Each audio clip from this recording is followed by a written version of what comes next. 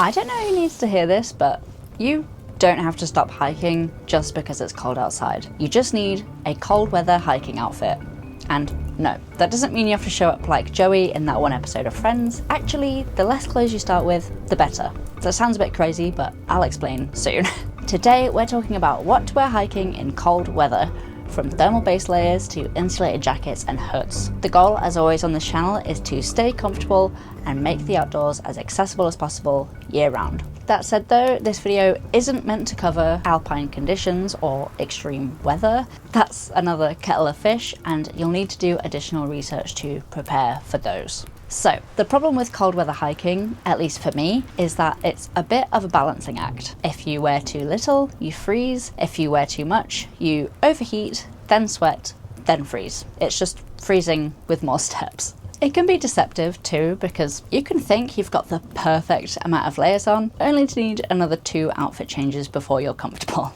Speaking of comfort, winter gear can be itchy, bulky, heavy and stiff, and when you're already fighting against crazy wind and numb fingers, the last thing you want is to feel extra uncomfortable. But before this gets a bit overwhelming, let's break this down into digestible chunks and start with the part of your outfit that touches your skin all day, your base layers. Your base layers are the foundation of your cold weather outfit, so the material you choose makes much more of a difference than, say, your mid layer. You'll probably find that most people on YouTube will swear by merino wool because it's breathable, naturally odor resistant, and regulates your temperature pretty well, but it's not the be all end all. Yes, it is great, but it has its downsides like anything else. Even though it's one of the softest wools out there, I do find it to be a little bit irritating sometimes. Not massively so, I still wear it pretty often, but enough to give me itchy ankles after a long day of hiking in merino wool socks. It can also be pretty expensive, and of course it is an animal product, so just something to think about before you go buying a full merino base layer set. A good alternative to base layers made of natural fibres are synthetic base layers. I don't see as many people hyping up synthetic as I do merino wool, but I actually like my polyester base layers just as much as my merino ones. Some people say synthetic fabrics have a weird plasticky smell to them, or that they hold on to odour, but I've not experienced that at all with these isotherm thermals from Mountain Warehouse. These are the perfect thickness for me. They give me a nice foundation of warmth without feeling stifling or sweaty. Synthetics also tend to be cheaper, which is obviously great if you're just starting out. That being said though, there are so many great secondhand options out there for both kinds of materials. One fabric to completely avoid in my opinion is cotton. If you've done any research into outdoor gear, you'll probably know this already, or have heard the phrase cotton kills. This is because cotton takes so long to dry, which in cold weather can be really dangerous because moisture and evaporation draw heat away from the body much faster than air. If you do your own laundry, you might have noticed how sometimes a polyester item of clothing can come out of the washing machine pretty much dry already, whereas cotton always comes out dripping wet. There are some cotton synthetic blends out there which are better at this, but I just wouldn't risk it at all in winter. Whatever material you go for, I really want to emphasize that you need to make sure your base layers are breathable. You might think that because it's cold out, you need a really thick, cozy base to keep you warm, but like I said, your base layers are what sit right against your skin, so they really have a hand in affecting how sweaty and clammy you feel. Layers are key for winter hiking comfortably, and if you've shed everything but your base layers and you're still too hot, you've not really got much room to cool off without getting fully undressed, and that's probably a crime in most places. I tend to just go with an upper body base layer like this long sleeve top, but I will just throw on these leggings if it gets really cold. And for socks and underwear, the same material logic applies, so just go with whatever you feel more comfortable with, and I'll talk about socks in a bit more depth later on in the video.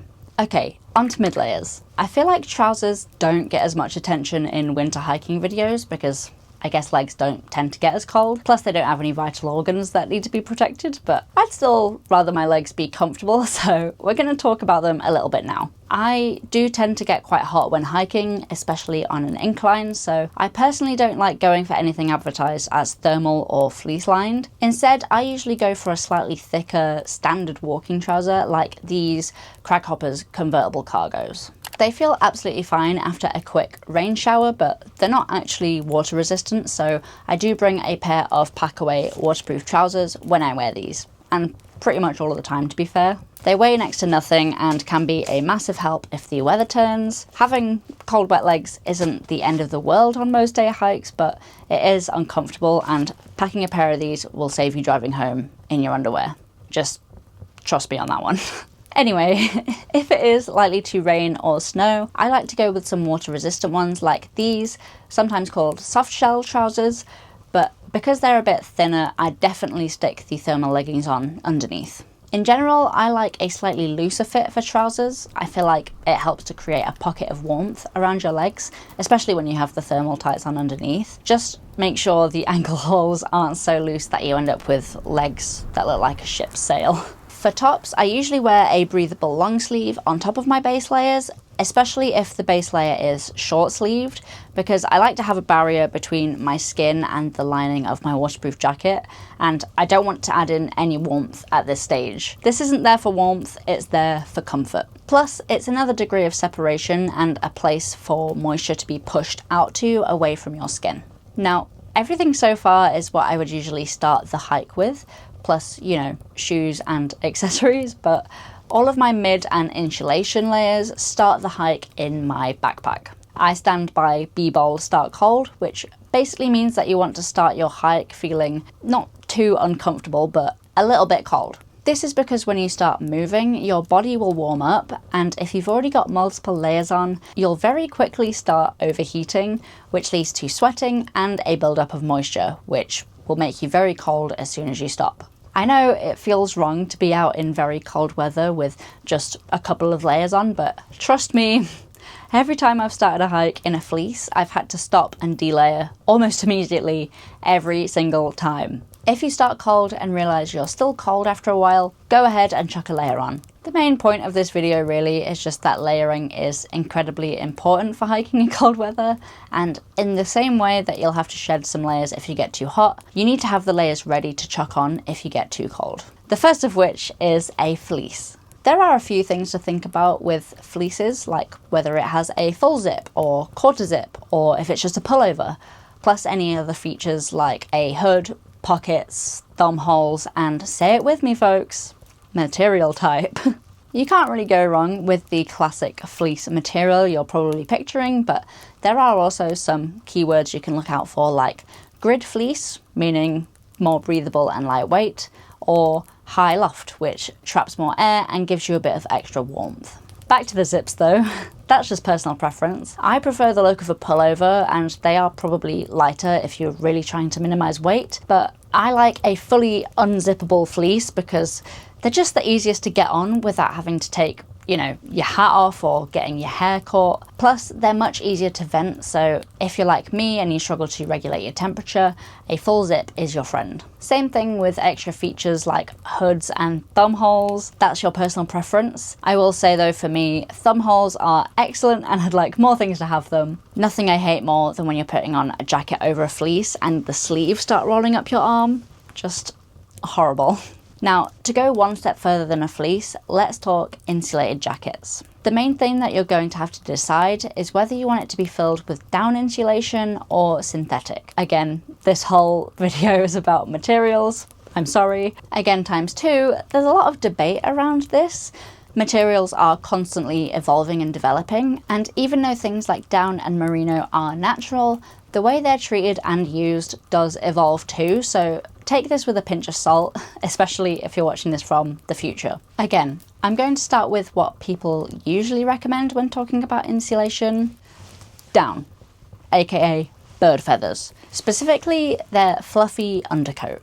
Down jackets are known for being incredibly warm while being lightweight and super packable. They trap heat really well because of all of these little pockets of air in the feathers, kind of like the high loft fleeces I was on about earlier. However, the moment down absorbs enough water, the feathers clump and the insulation stops being effective, which is why ducks have waxier feathers on the outside to stop the inner feathers getting to that point. There are some discussions online, like this video by My Life Outdoors, about how down actually outperforms synthetic insulation when wet, but Because experiments like these aren't done in controlled conditions, I find it hard to consider them any more than anecdotal evidence, which is totally valid in itself and always good to know, but not something I would take as gospel. No shade or disrespect to Stephen at all. I totally respect people that, you know, take the initiative to do these kinds of experiments themselves, but unfortunately, trying it yourself is probably going to be the only way that you can decide what you like and make that kind of judgment call.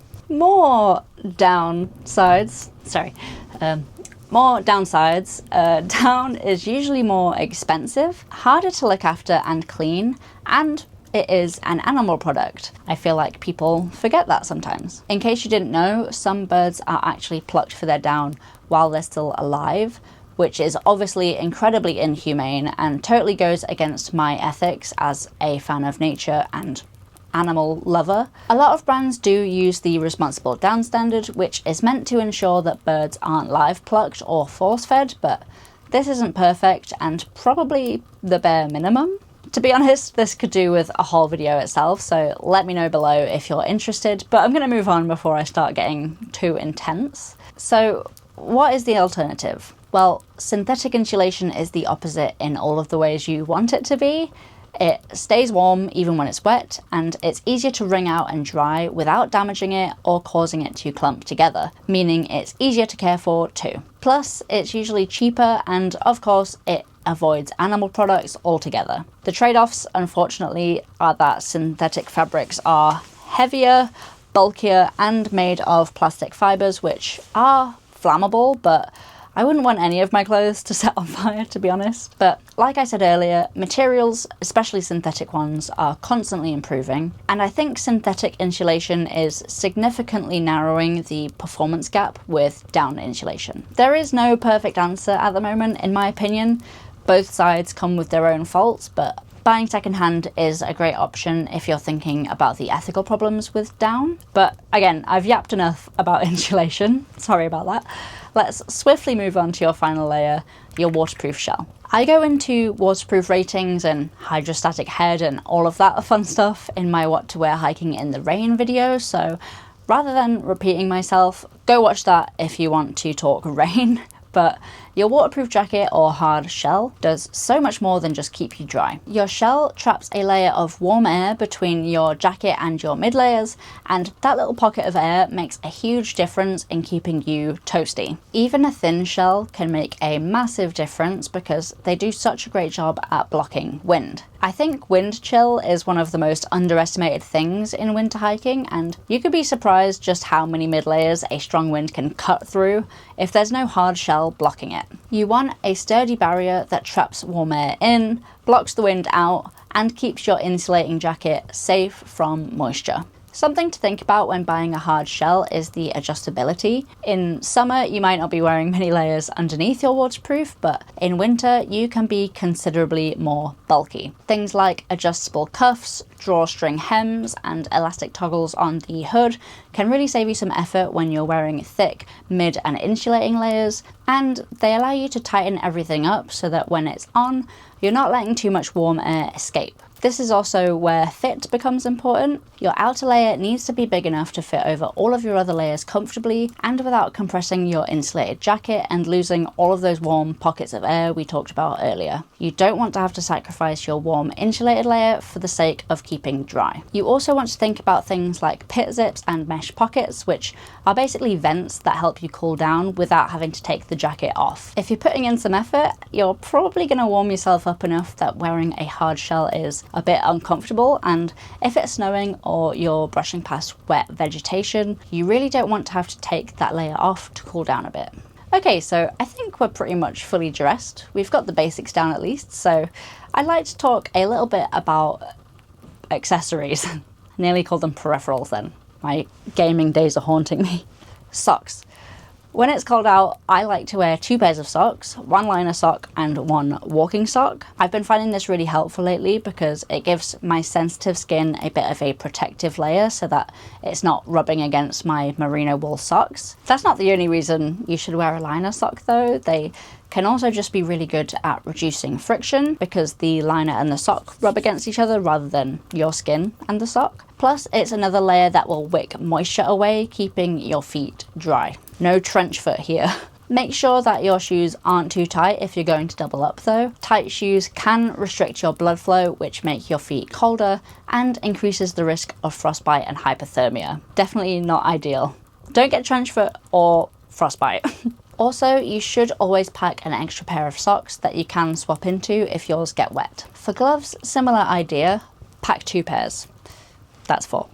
Even gloves labelled waterproof aren't really waterproof, so it's always good to have a backup. Liner gloves and wool gloves are great for wicking sweat and keeping you warm, and mittens are great because they keep all of your fingers together, allowing them to share body heat. There are also convertible ones like these, which I love because I like to keep my options open and retain the use of my fingers. Plus you can use the mitten part to hold in a hand warmer, which is incredible when your fingers are starting to go a little bit numb. For your head, I'd recommend a wool, surprise surprise, or fleece beanie. You don't see many fleece beanies around anymore, but I feel like they're better than wool when it comes to keeping your head warm and blocking the wind. Albeit, these do tend to be treated with water repellents though, so wool does have that advantage. Whether or not you actually lose a lot of heat from your head is debated, but I know that I feel dramatically warmer when my head and neck are covered, which is why I like to bring a buff for my neck. You can even get some pretty cool standalone hoods like these. Not sponsored, but this one was very kindly gifted to me from G2G Labs and is filled with ClimaShield Apex insulation, and it has bare ears. What more could you want? The added bonus of hoods like these and buffs is that they're far less likely to fly off your head in high wind. Me and my brother both lost our beanies to the wind on Snowdon last winter, but my partner, who was wearing this hood, was perfectly fine. Moving on, not sure if this counts as an accessory, but I think it deserves a mention, your backpack. Or at least the size of it. Layers take up room, and if you're following the Be Bold, Start Cold philosophy, a lot of your clothes will be in your bag for the first part of your hike. You also need space for extra winter bits, like an emergency blanket, hand warmers, spare gloves and socks, maybe even a stove or a flask for a mid-hike brew. All of this adds up and takes space. I can usually just about squeeze my winter kit into a 26 litre Osprey Tempest bag, but it is pushing it, and that's with me being 5'4" and wearing relatively small layers. If your clothing is bulkier or you just like to carry extras, I'd suggest something around the 35 litres mark. For context, I often bring multiple cameras and lenses, plus food and a sit mat, and my 38 litre pack is probably still a bit overkill, so anything around and under 35 litres I think would be perfectly fine. Shoes could probably do with their own video, it's on my list, but in cold weather I like to stick to waterproof hiking boots rather than trail runners for a bit of extra warmth and protection, especially if I'm planning on walking through snow, which might be ankle deep. If you're planning on walking through even thicker snow, or if it's actively snowing or raining, you could add a pair of gaiters to your boots to stop any water from running into your socks. Sorry, these are so dirty. Grip is also something you want to think about, and I'd recommend trying them on in store if you can. For icy and snowy conditions though, you can always add some icespikes or microspikes like these ones from Decathlon. You don't need anything more extreme unless you're full on mountaineering, but these are really quick and easy to chuck on when the snow is a bit compacted and slippery. So I think that just about wraps it up. That was a lot, I'm sorry, but hopefully you should now know how to stay warm hiking in cold weather. Congrats. Let me know if this video encouraged you to get outside, or if it made you realise you'd rather be cozy at home watching other people brave the cold weather. Very understandable, but whatever you decide, I hope you found this video informative. Let me know in the comments if there's any cold weather hiking advice I've missed. Thank you very much to my patrons and members for supporting this channel, and thank you for watching.